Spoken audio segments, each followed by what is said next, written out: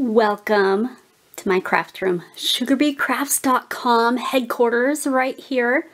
We're going to do a tour today for you. First, I wanted to give you a general idea of what it looks like from when we walk in. Actually, it normally looks like a tornado went off, but right now, today, I'm documenting that everything's picked up. So we're going to take a tour. Here we go. Okay, we're going to start with my desk.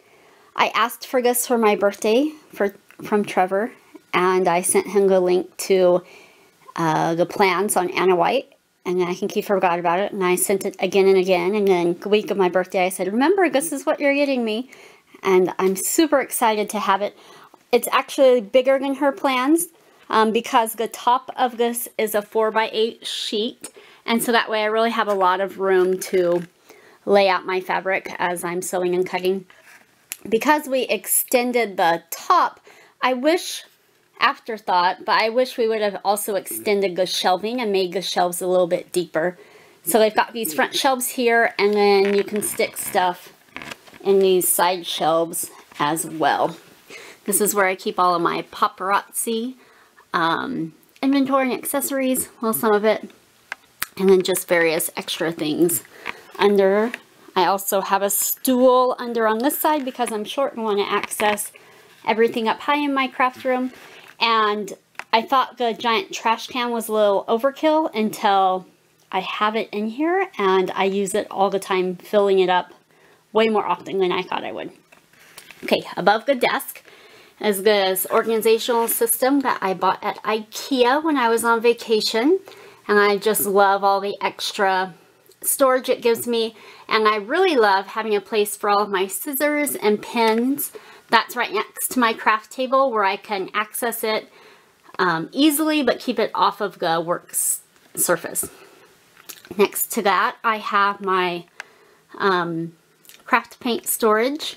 Obviously I need more because I have some sitting on top, and I don't know if I can get in there, but it just sits through these holes. The paints all fit in there just right, and I have a tutorial on that. Up above is a hanging bar because this is also where I iron when and if I ever iron, so it's nice to have a place to hang the clothes after they're ironed. Moving on to the back is my computer stations. This is an actual old cubicle set my dad's work was getting rid of, so I jumped on it and said I would find a place for it. In the corner is my computer and my silhouette, which is hooked to it. And then I've got my sewing machine and my serger. I've got my backup sewing machines down there and my towers on the floor as well. Up above I've got buckets. Trevor's work was getting rid of buckets, and I knew I'd be able to use them, so they're all labeled with different things. Again, extra storage is the key in a craft room. Backing out just a little bit, this is one of my favorite parts of my craft room, the mat that I made, because before I used to be trying to roll my chairs on carpet and it just wasn't working. And so it's great to be able to have that plywood rug to facilitate rolling from one station to another. Okay, in the corner, just more storage. In here I have patterns. In here I have PDF patterns that I like to print and put in manila envelopes. And then ribbons and sewing notions and everything down there. In the corner I have batting stacked up high. Over here I have the thread rack that I made, and I should have made a bigger one of those as well. Under that I have a child's desk, and this is supposed to be my daughter's sewing station, but since it's a flat surface it obviously gets covered up a lot. Here I have more storage, which is bins of felt and blank t-shirts because I stock up on those because I like to make t-shirts. Over here I have tulle, and it's a lot of tulle actually, and then in the top is a lot of extra vinyl. I like how it's in a drawer because the vinyl will lay out flat, so it's a perfect place to store it.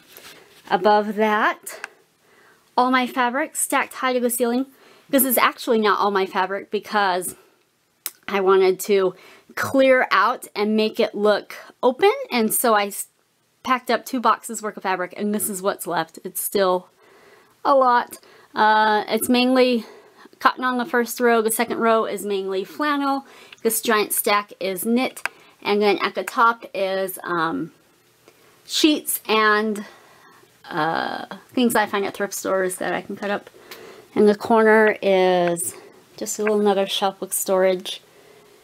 That's about it. Let me do a quick pan around for you. Bum, bum, bum. There you go. And this is part of our basement family room. So if you look over there, I guess you're going to notice that I cleared out my craft room and piled it on our air hockey table. So ignore that part. But otherwise, I like being part of the family room. The TV's in the corner. Oh, and there's our toy room down the hall. So it's fun to be able to be in the basement and part of the fun, but have my own space. The things that I don't like is that since I'm tucked back into this corner of our basement, you can see I don't have any windows or natural light. That's my biggest complaint. But what I do like is having a dedicated craft space and a space to work and to be able to confine all my junk to one area. I forgot to mention, I do love my craft table. I debated on what to paint. I ended up painting it white, which is kind of boring for my personality, but I love it because as I'm working on projects, I can take step-by-step pictures and it'll have a white background. So if you're making a craft desk, I would highly recommend painting at least the top white. So that's my room in a nutshell. Thank you for stopping by for the tour.